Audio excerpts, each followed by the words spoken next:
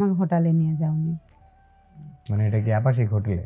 হ্যাঁ, তোমার অনেক জায়গাতে হোটেল পাওয়া যায়, যেমন তোমার ঢাকা শহরে তো হোটেলের অভাব নাই, যে কোনো আবাসিক হোটেলে মানে আছে।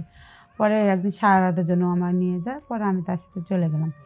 তো ভাবলাম ও যেইভাবে আমার সাথে মেলামেশা করে, কারণ ও তো একটা বিবাহিত ছিল, আর আমার তো সে সবকিছু বুঝতো, হ্যাঁ ও জানতো। তো সব বুঝতো, আর আমি তো বুঝতাম না।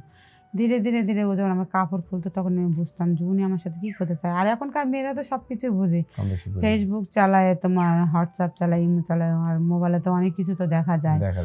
এইগুলো দেখে তো আমি তো বুঝতাম যে ও আমার কাছে কোনটা চাই, আর আমারও ভালো লাগতো যেহেতু সে আমারে ভালোবাসে। আর আপনার এই গার্মেন্টসের লাইনশিপ কি এটাই আপনার জীবনের সর্বপ্রথম নাকি? এটাই আমার জীবনে সর্বপ্রথম ছিল। মানে ওর জীবনে আমি কিরকম ছিলাম সেটা আমি জানি না, ওর জীবনে আমি প্রথম নাকি জানি।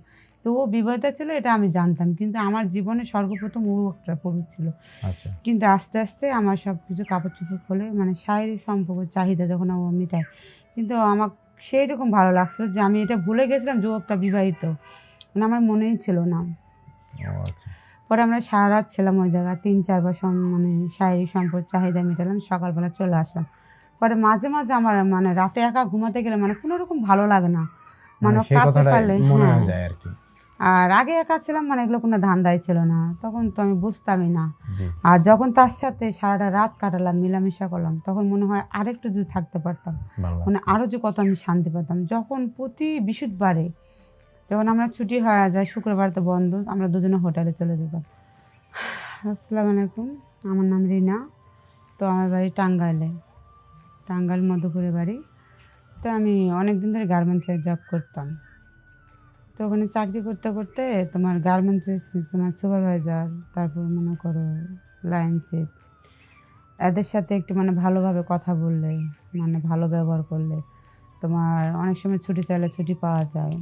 অনেক সময় মানে যে কোনো একটা সমস্যা হলে মানে ওনারা সমাধান করতে পারে, যদি তাদের সাথে আমরা ভালো ব্যবহার করি কিংবা ভালোভাবে কথা বলি। তাহলে কোনো গার্মেন্টস তো বোঝেন, অনেক সময় বকাবাজি দেয়, এই করে সেই করে, আর তাদের সাথে মিলেমিশে থাকলে, ভালো ব্যবহার করলে আমরা তো আমি এটা ভাবে কথা বলতাম যে আমি যেরকম একটা গ্রামের শান্তশিষ্ট মানে অনেকটা ভালো একটা মেয়ে। কিন্তু অনেকে বলে, মানে গ্রামের লোকের থেকে আমি শুনছি যে গার্মেন্টসের মেয়েরা কিনা খারাপ। না, গার্মেন্টসের মেয়েরা কখনো খারাপ না, কিন্তু গার্মেন্টস থেকে যখন আমরা কাজে যাই, সকাল 8টায় ঢুকি, রাত 12টায় 10টায় 3টা পর্যন্ত কাজ করি, কিন্তু আমরা খারাপ কাজ করার সময় পাই কখন, কিংবা ঘোরাফেরার সময় পাই না। তো আমরা খারাপ হলাম কোত্থেকে? কিন্তু খারাপ ভালো মন্দটা নিজের কাছে, তাই না? কিন্তু আমি একটা লাইনে একটা হেল্পার ছিলাম, হেল্পার থেকে মানে আমাকে তো সেইভাবে তাকাতো, আমি তো ভাবতাম যে আমাকে অনেক মানে ভালোবাসে, ছোটো বোনের মতো। আমাকে লাইন চিপ তাদের বলা হয়, কিন্তু সে তো কোনো জায়গায় তাকাতো এটা আমি জানতাম না। পরে আমি হেল্পার থেকে আমার অপারেটর বানাইলো, আর যখন একটু সমস্যার জন্য গেট পাস চাই আমরা দিয়ে দেয় লগে লগে, হয়তো একটু বাড়িতে যাই ছুটি চাই লগে লগে দিয়ে দেয়, মানে প্রচুর আমার মানে পছন্দ করতো। কিন্তু ওনার দেশে বউ বাচ্চা ছিল, আর আমি তো অবিবাহিত ছিলাম, মানে এই 18-19 বছর বয়স তখন আমার। তো আমার একদিন হঠাৎ করে বলে যে দেখো, আমি তোমার সাথে একটু ঘুরতে যেতে চাই, হয়তো কোনো জায়গায় বেড়াতে চাই। তা আমি বললাম আপনি একটা লাইন চিপ, আর আমি আপনার সাথে একটু বাইরে ঘুরতে যাই, এটা একটা কেমন দেখা যায় না? তারপরে মনে করি অনেক সময় কেউ দেখলো, পরে একটা লাইনে একটা মানে অনেক মানে কেলেঙ্কারি হতে পারে। ওটা কোনো ব্যাপার না, তুমি একদিন চলো আমার সাথে। পরে উনি আমার একদিন পার্কে নিয়ে যায় ঘুরতে। তো আমি সারাদিন তো বাসা থেকে ছুটি দিন, তার সাথে তো আপনার কোনো রিলেশন নাই না? না, মানে উনি বাসতো, হ্যাঁ উনি আমাকে প্রচুর ভালোবাসতো, কিন্তু আমি এটা বুঝতাম না। মানে আমি বুঝতে পারতাম না, আমি জানতাম একটা লাইনে ও একটা আমার ভালো বন্ধু, এটা ভাবতাম। তারপর আমি গেলাম, তা দেখি আস্তে আস্তে আমার শরীরে হাত দেয়, হাত দেয়, তখন আমার শ্বশুরই ছিল। পরে আস্তে আস্তে আমি ভাবলাম যে ও কী চায় আমার কাছ থেকে। তখন তার আমি মানে মাঝে মাঝে বলতাম যে আপনি আমার সাথে এরকমটা করেন, আমি তোমার অনেক ভালোবাসি, ভালো লাগে বিধে এরকম করি, কিন্তু হ্যাঁ দেশে বউ বাচ্চা আছে, সমস্যা নেই, তোমার জায়গায় তুমি থাকবা, হ্যাঁ জায়গায় হ্যাঁ থাকবো, এটা বলে আমাকে অনেক কথা বলতো। আর মেয়ে মানুষ তো রসের কথা শুনলে তো পাগল হয়ে যায়, আর মন অন্যরকম গইলা যায়।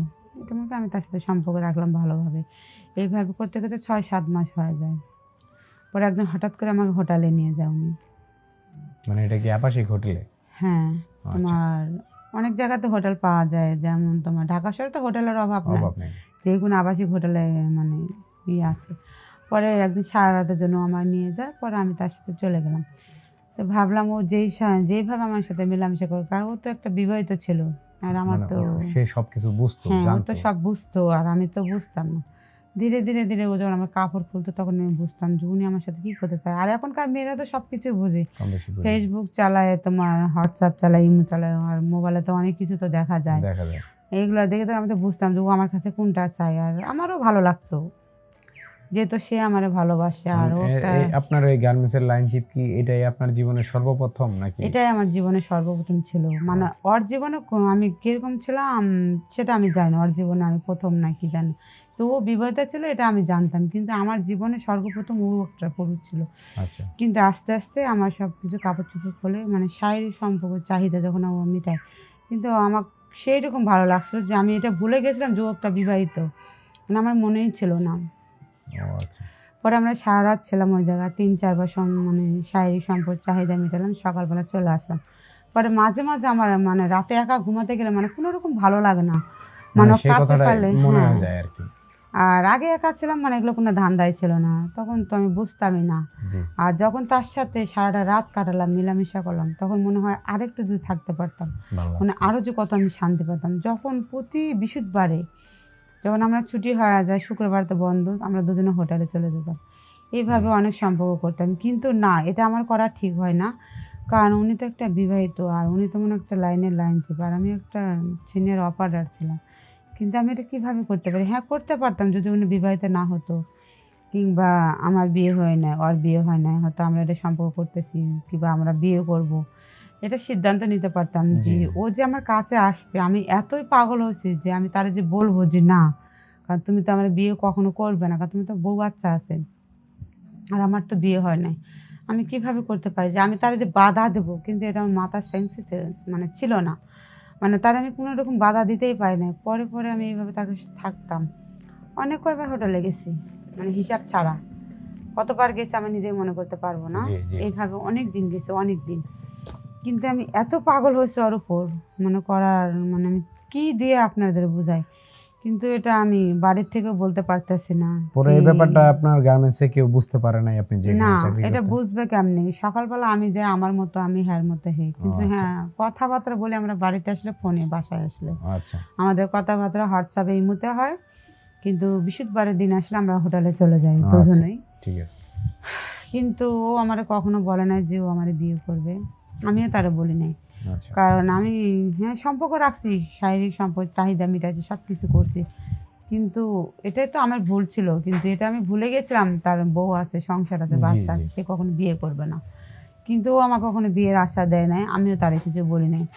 কিন্তু এইভাবে অনেক দিন থাকার পর আমি আস্তে আস্তে আস্তে আস্তে আস্তে আস্তে ধীরে ধীরে আমি বুঝতে পারি যে কাজটা যে আপনি ঠিক এটা করতেছেন। হ্যাঁ এটা আমি ঠিক করতেছি না, অনেক বড় অন্যায় করতেছি।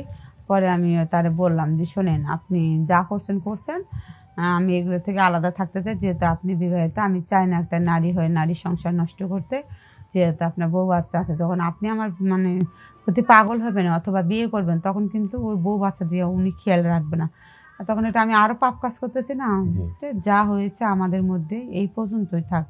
কিন্তু বোনেরা আমার মতো এরকম ভুল করবে না। কিন্তু হ্যাঁ গার্মেন্টস এরকম প্রচুর এসব ঘটনা ঘটেই, যেরকম গার্মেন্টসে থাকে সুপারভাইজার, লাইন চিফ, তোমার ফ্লোর ইনচার্জ, এগুলা কিন্তু প্রেমে পাগল করে, কিন্তু এই পর্যন্তই। কিন্তু কখনো ঘর বাঁধার স্বপ্ন কেউ দেখায়ও না, মানে এগুলো কেউ করবেও না। কিন্তু যাদের বউ বাচ্চা আছে তারা শুধু চায় মনের চাহিদা মেটাতে, সংসার করার জন্য না। বাড়ির বউ থাকে রাস্তায়, আমরা হলো রাস্তায়, আমাদের রাস্তায় বলা হয়, যেরকম আমরা রাস্তার মেয়ে বলে না, ঝালমুড়ি খায়া ঠোল্লা কিন্তু ফেলায় দেয়, ওটা কিন্তু যত্ন করে রাখে না, তাই আমরা হলাম সেই ঠোল্লা।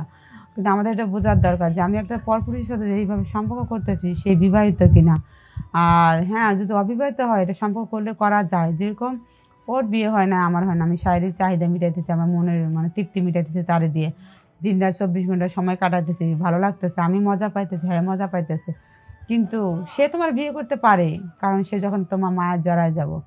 কিন্তু আমার মতো এসব ভুল কোনো বোনেরা যেন না করে। আজকের মতো বিদায় নিলাম, আল্লাহ হাফিজ।